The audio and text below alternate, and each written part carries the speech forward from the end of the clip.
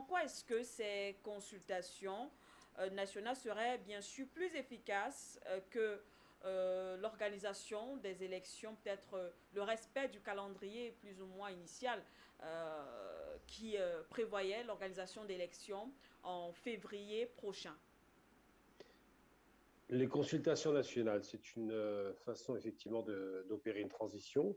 Je ne sais pas si elles seront plus efficaces, mais dans tous les cas de figure, c'est une piste de réflexion intéressante à suivre, hein, parce que d'abord, ça permettrait de savoir qui sont les différents intervenants, les courants de pensée politique, la volonté populaire. C'est une chose intéressante parce qu'on parle un peu de système finalement qui ressemblerait à une démocratie directe. Quand on consulte la population, c'est déjà une ouverture vers le peuple. Mais pour répondre à votre question précisément sur les enjeux régionaux et géopolitiques, je pense là, j'ai entendu pas mal de choses. Il y a beaucoup de choses qui doivent être dites. La première, c'est que, alors c'est un petit peu, c'est un sujet un petit peu vaste, mais on va faire vite. La Turquie, qu'on réduit à frères musulmans, c'est comme si on réduisait l'Iran aujourd'hui à État islamique à l'idée de se dire que ces pays sont des monarchies, comme on les appelait à l'époque. Non, c'est pas ce qui se passe aujourd'hui. Aujourd'hui, il y a des pays qui ont des besoins économiques, qui ont des besoins de se sortir de difficultés internes et qui se redéploient en Afrique sans de moins en moins d'idéologie, de plus en plus de volonté d'avoir une présence économique forte et de pouvoir vendre. L'Iran vend l'Iran, d'ailleurs, comme la Turquie vend des appareillages militaires, des conseils effectivement économiques, du conseil politique, de moins en moins, mais surtout du conseil en matière de transfert technologique. Ça se fait de plus en plus parce que l'objectif, c'est de s'implanter dans la région et de prendre la place de la France, littéralement. Alors après, l'histoire des djihadistes au Mali, effectivement, ils existent depuis, ça fait quoi, une dizaine d'années. C'est l'émanation de ce qui s'est passé dans la guerre civile algérienne. C'est ce qu'on appelait le GSPC à l'époque, qui est devenu ACMI, qui est devenu ISIS, qui est devenu tout un tas de trucs. Bref, ils ont tout un tas d'étiquettes, mais en vérité, ça reste les courants radicaux qui ont été écrasés par l'armée algérienne dans les années 90-2000.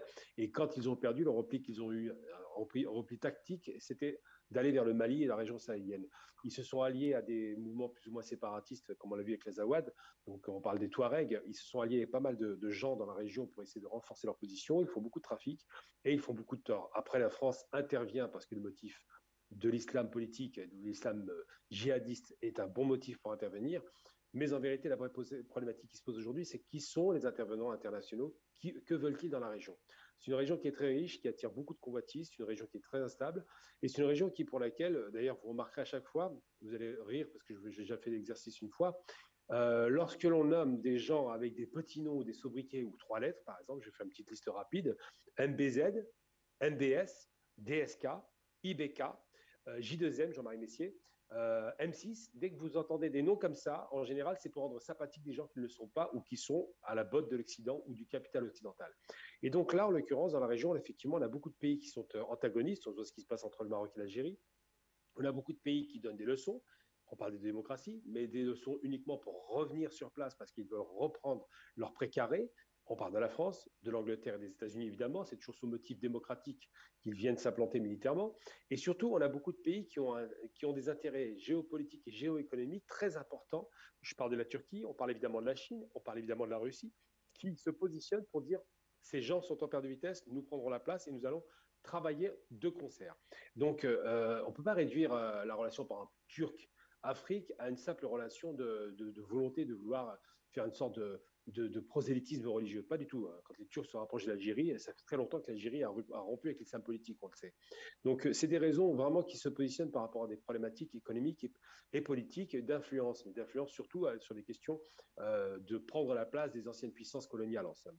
Et si le Mali consulte sa population, c'est un premier pas vers une vraie démocratie consultative. Et c'est bien que Luc Michel rappelle effectivement que la désignation des démocraties aujourd'hui, ça ressemble à des plutocraties. C'est souvent des grands bourgeois qui se refilent le pouvoir entre eux, qui font des élections pour lesquelles il faut beaucoup d'argent, donc il faut être très riche, et qu'il n'y a que comme ça qu'on obtient la victoire, avec souvent l'assentiment des banques, souvent l'assentiment des hommes d'affaires, c'est le cas en France, souvent l'assentiment des milieux d'affaires qui placent ces hommes-là au pouvoir.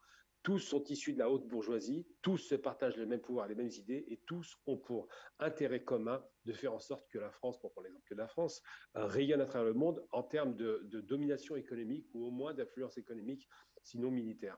Et donc aujourd'hui, quand on parle de démocratie, le terme démocratie est très connoté, et c'est pour moi un terme qui n'est pas très positif.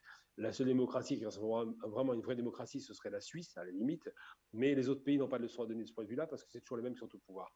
Et c'est vrai que le gâteau africain, on l'avait déjà vu à la conférence de Berlin, ce gâteau africain qui est très riche, qui est très important pour l'Occident parce qu'il a besoin de ça pour survivre, parce qu'on parle de survivance aujourd'hui, ils sont en concurrence avec les pays émergents, eh bien ce gâteau africain est devenu une véritable bataille rangée. Et ça a réveillé des antagonismes qu'on avait perdus depuis 30 ans, depuis la chute de l'Union soviétique, qui sont le bloc Est contre le bloc Ouest, le bloc des grands bourgeois contre le bloc des pays sous-développés, parce que malgré tout, la Chine est un pays qui est en développement très accéléré, mais elle sort du sous-développement. La Russie, avec toutes les difficultés qu'elle a connues, est un pays qui est en développement aussi, qui est en train de développer sa puissance industrielle et militaire.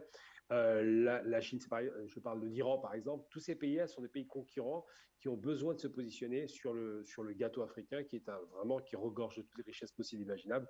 Donc les présences de ces gens-là ne sont pas uniquement intéressés pour des raisons politiques, il y a aussi de grandes raisons économiques et surtout le fait d'en finir avec cette domination occidentale qui n'a que trop duré. Ça fait quand même à peu près au bas mot 400 ans que l'Occident qui s'est étendu dans le reste du monde aujourd'hui impose sa présence en Afrique et c'est la raison pour laquelle effectivement les autres acteurs qui commencent à monter en puissance ont décidé de prendre place en Afrique, tout simplement.